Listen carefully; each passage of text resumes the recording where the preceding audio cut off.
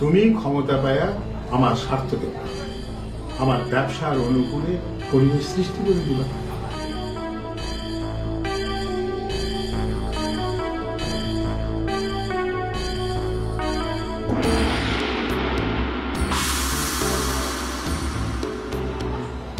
জাদুর কথা বলছিলাম না?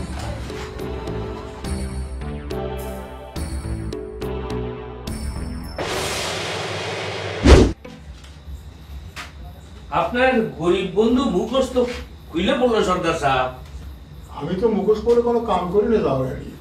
তোমরা সচেতন না করি তোমাকে মুখোশের দরকার হয় কি কম? মুখোশের কথা থাক, আপনি সুন্দরীর টেকার বিষয় কি কইছেন? আরে সুন্দরী সুন্দরী কয়া তুমি দেখতেছি পাগলই হয়ে যাবে। অত সুন্দরী সুন্দরী জপলে তোমার মুখোশ খুলে যাবে পারে।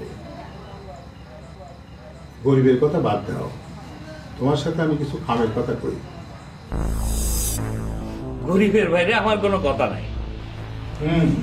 সেই জন্য কি গরিব মানুষের আমার বিরুদ্ধে খামানোর চেষ্টা করতেছ? কোনো লাভ হবে না।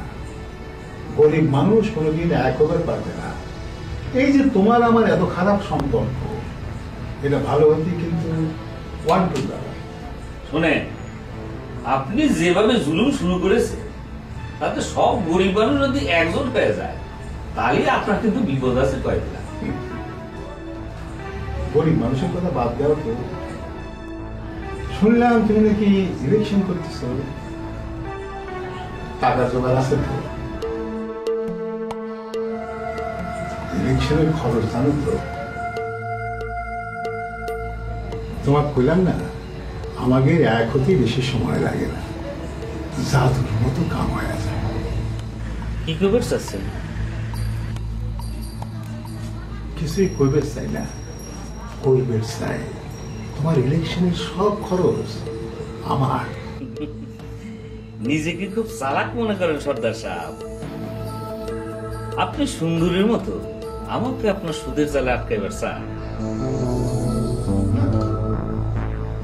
সুন্দরী তোমার মাথাটা খারাপ করে দিচ্ছে, লক্ষণ তো ভালো ঠিকতেছে না। আরে ঋণ সুদের কোনো ব্যাপার না। আমি তোমার ইলেকশনের টাকাটা ডোনেশন দেবো, তো শর্ত একটা আছে, সেটা খুব সহজ শর্ত। তুমি ক্ষমতা পায়া আমার স্বার্থ দেবা, আমার ব্যবসার অনুকূলে পরিবেশ সৃষ্টি করে দিবা।